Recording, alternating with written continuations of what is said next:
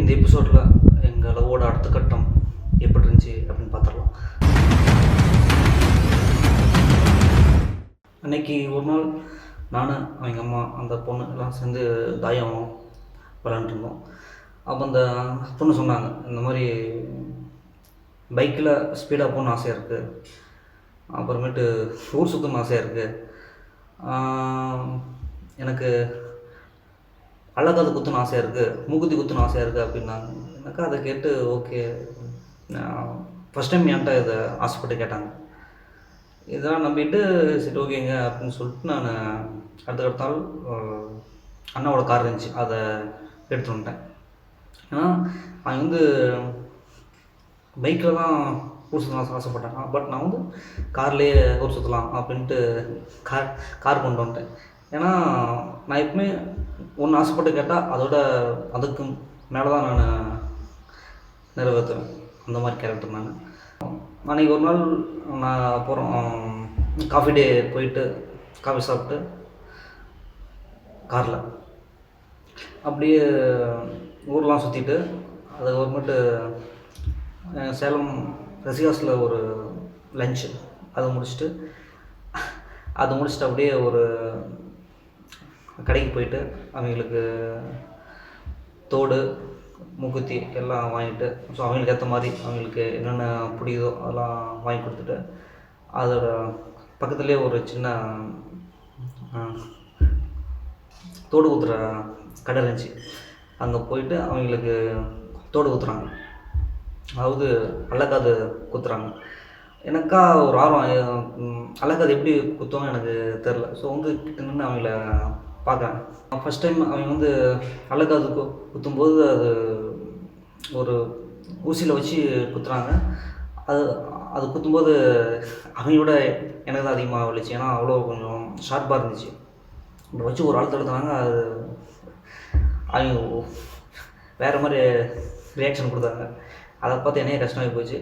அப்புறமேட்டு அந்த கள்ளக்காது குத்தும்போது அவங்க அம்மாவோட கை இருக்குமா பிடிச்சிட்டு அவங்க அம்மா வந்து பயப்படான்னு சொல்லிட்டுருந்தாங்க. அப்புறம் குத்திட்டு அப்புறம் சொன்னாங்க, இந்த மாதிரி டெய்லி சீமனை விடுங்க, இல்லை அப்படின்னா சீ பிடிச்சிக்கும் அப்படின்னாங்க. அப்புறம் அதை கேட்டு அன்றைக்கே போயிட்டு ஒரு லிட்ரு சீமனை வாட்டருங்களை வாங்கிட்டு வந்து அவங்க அம்மாவை கொடுத்துறாங்க. மறந்துடாதீங்க, டெய்லி விடுங்க அப்படின்னு சொல்லிட்டு. அந்த பொண்ணு எப்போல்லாம் தூங்கிக்குதோ அப்போலாம் என் அம்மா கேட்பாங்க, சீமன் விட்டிங்களா, அப்புறம் சுட்டி யார் போதுங்க அப்படின்னு. அப்புறம் என் அம்மன் திட்ட ஆரம்பிச்சிட்டாங்க, எனக்கு தெரியும்பா, அதை என் பொண்ணு, அதெல்லாம் நான் விட மாட்டேன் அப்படின்னா. ஷூட்டிங் வந்துச்சு, சென்னை போயிட்டு ஒரு மாதம் அங்கே இருந்தேன். ஒரு மாதம் நான் அந்த பொண்ணை எப்படி பார்க்காம இருக்கிறது, எங்கள் அம்மா தான் பேசக்கூடாதுன்னு சொல்லிட்டாங்க, பார்க்கக்கூடாதுன்னு சொல்லிட்டாங்க. அதனால் நான் என்ன பண்ணுறது, எங்கள் அண்ணா இருந்தாங்க, தம்பி இருந்தாங்க. தம்பிகிட்ட வந்து சொல்லுவாடே, இது மாதிரி வீடியோ கால் பண்ணிட்டு நீ மேலே போ, நான் அவளை பார்க்கணும் அப்படின்னு. அவன் வந்து வீடியோ கால் பண்ணி சும்மா அப்படியே பேசுகிற மாதிரி பேசிவிட்டு அவன் எல்லாத்தையும் வீடியோ கால் பண்ணுறான். நான் வந்து அதை ரெக்கார்ட் பண்ணிட்டேன். ஓகே பார்த்தாச்சு அப்படின்ட்டு நான் ஏன் ரெக்கார்ட் பண்ணால் ஓகே, இதெல்லாம் அவங்களுக்கு வந்து ஒரு இன்கேஸ் என்கேஜ்மெண்ட்டுக்கோ இல்லை மேரேஜுக்கோ ஒரு சர்ப்ரைஸ் மாதிரி பண்ணலாம் அப்படின்ட்டு அவங்களுக்கே தெரியாமல் வீடியோஸு ஃபோட்டோஸு எல்லாமே எடுத்தது. அண்ணா இருந்தாங்க, அண்ணாட்ட வந்து வீடியோ கால் பண்ண சொல்லி அந்த பொண்ணு வந்து கடைக்கு வரும், இந்த மாதிரி மளிகை கடைக்கு பால் டீத்தூள் இதெல்லாம் வாங்குவோம். அப்போ ஆனால் சொல்லலாம், ஆனால் இந்த டைமில் வருவானா, நீங்கள் வந்து வீடியோ கால் பண்ணுங்கள், அவளை பார்க்கணும் அப்படின்னு. சரிப்பான்னு சொல்லிட்டு அவர் வந்து அண்ணா வந்து அந்த பொண்ணை வேணுமே நின்று பேசிட்டு வச்சு அப்படின்ட்டாங்க. நான் வந்து எல்லாத்தையும் ரெக்கார்ட் பண்ணிட்டேன். அதுக்கப்புறமேட்டு அப்புறம் எங்கள் அம்மாட்ட ஃபோன் பண்ணி சொல்கிறேன், இல்லைங்க இந்த மாதிரி ஒரு மாதம் ஆச்சுங்க அவங்கள பார்த்து அவங்கள்ட்ட நான் பேசணும் அப்படின்னு. இல்லைப்பா வேணாம்ப்பா, நீ சேலம் வா, நீ நேர்லேயே பேசு அப்படின்னா. எனக்கு ஆச்சரியம், நேரில் பேச விட்றாங்களே அப்படின்னு சொல்லிட்டு என்ன பண்ணிட்டேன், ஷூட்டிங்லாம் முடிஞ்சிருச்சு. அது வந்து போஸ்ட் ப்ரொடக்ஷனை ஆரம்பிக்கணும். ஸோ வந்து அப்போ நான் சொல்கிறேன், சார் இந்த மாதிரி எனக்கு எமர்ஜென்சி, எனக்கு 2 நாள் லீவுன்னு சொல்லிட்டு லீவ் போட்டு கிளம்பி வந்துட்டேன். கிளம்பி வந்தோடனே அந்த பொண்ணு நான் பார்க்கல, அவங்க அம்மாவை தான் நான் பார்த்தேன்.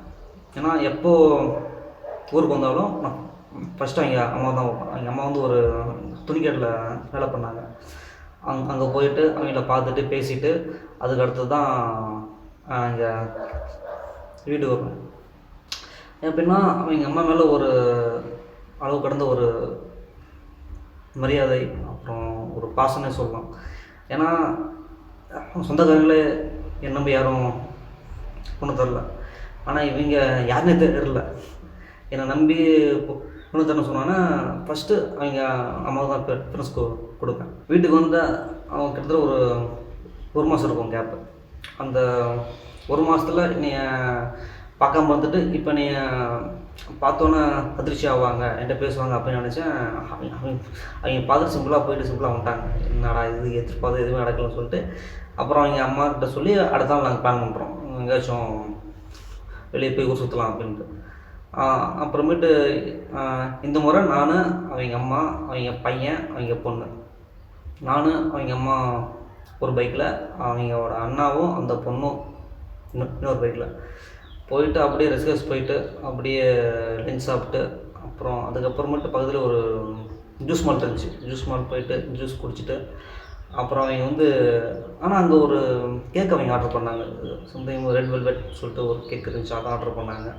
அது என்னன்னு எனக்கே தெரில. ஆனால் அவங்க சொல்லி தான் எனக்கே தெரியும், இந்த மாதிரி பிளாக் ஃபாரஸ்ட் கேக் இருக்குது, ரெட் வெல்வெட் கேக் இருக்குது அப்படின்ட்டு. இப்படியெல்லாம் ஜாலியாக சந்தோஷமாக தான் போச்சு. அன்றைக்கி ஒரு நாள் எனக்கும் அந்த பொண்ணுக்கும் ஒரு ஸ்டார்டிங் சண்டை வருது. என்னென்னா தம்பிக்கு என்கேஜ்மெண்ட் ஆச்சு.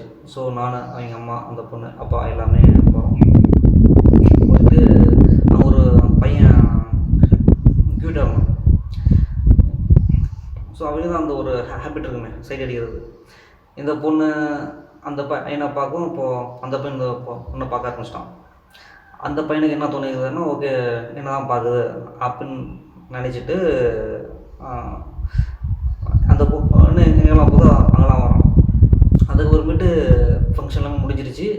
தம்பி வந்துட்டான், வீட்டுக்கு வந்துட்டான். இப்போ அந்த பையன் என்ன பண்ணுறான் அப்படின்னா வீட்டுக்கே வந்துட்டான். வீட்டுக்கு வந்து அந்த பொண்ணு எங்கே இருக்குது அப்படின்னு தேடுறான்.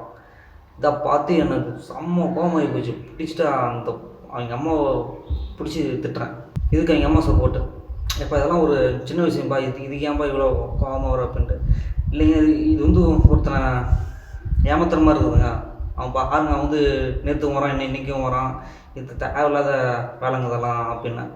ஒருவேளை இவங்க வந்து அந்த பையனை பார்க்காம இருந்தால் அவன் போட்டு வேறு வேலையை பார்த்துட்டு இருப்பாங்க. நான் எத்தனை சொன்னாலும் அது கேட்குறதே இல்லை. அப்புறமேட்டு அவங்க அம்மாவை பிடிச்சி திட்டுவிட்டேன். அந்த பொண்ணு வந்துச்சு, அப்புறம் அதையும் பிடிச்சி திட்டுவிட்டேன். அப்புறம் அழுந்தாங்க. ஃபஸ்ட் டைம் சண்டை போட்டு அழுந்தாங்க. எனக்கா அது கஷ்டமாகி போச்சு, திட்டிட்டேமே அப்படின்னு சொல்லிட்டு அப்புறம் போயிட்டு அந்த பொண்ணு போயிட்டு சாரி கேட்டேன். ஃபஸ்ட் டைம் நான் சாரி கேட்குறேன். நான் யாருக்குமே சாரி கேட்டதில்லை. பட் ஓகே, நான் ஏன் அவங்ககிட்ட சாரி கேட்குறேன் அப்படின்னா, ஏன்னா சாரி அப்படிங்கிறது ஒரு பெரிய வார்த்தை. ஈகோ இருக்காது அந்த வார்த்தையில். ஸோ வந்து நான் ஏன் அந்த பொண்ணு சாரி கேட்டேன்னா, நம்ம 2 பேத்துக்குள்ளே ஈகோ இருக்கக்கூடாது. நான் தப்புன்னா அவளை சாரி கேட்டேன், நீ தப்பானாலும் நீ என்கிட்ட சாரி கேட்கணும், அது வந்து அவ்வளோதான். அதுக்காக தான் நான் அந்த ஒரு சாரிங்கிற வார்த்தையை யூஸ் பண்ணேன். அப்புறம் அகெயின் நார்மல் ஆகிட்டோம். இங்கே தான் எங்கள் 2 பேர்த்துக்குள்ள ஒரு சண்டை ஸ்டார்டிங் ஆகுது. இது அப்படியே கொஞ்சம் கொஞ்சமாக டெவலப் ஆகுது. அது எப்படின்னு அடுத்த வாரம் சொல்கிறேன்.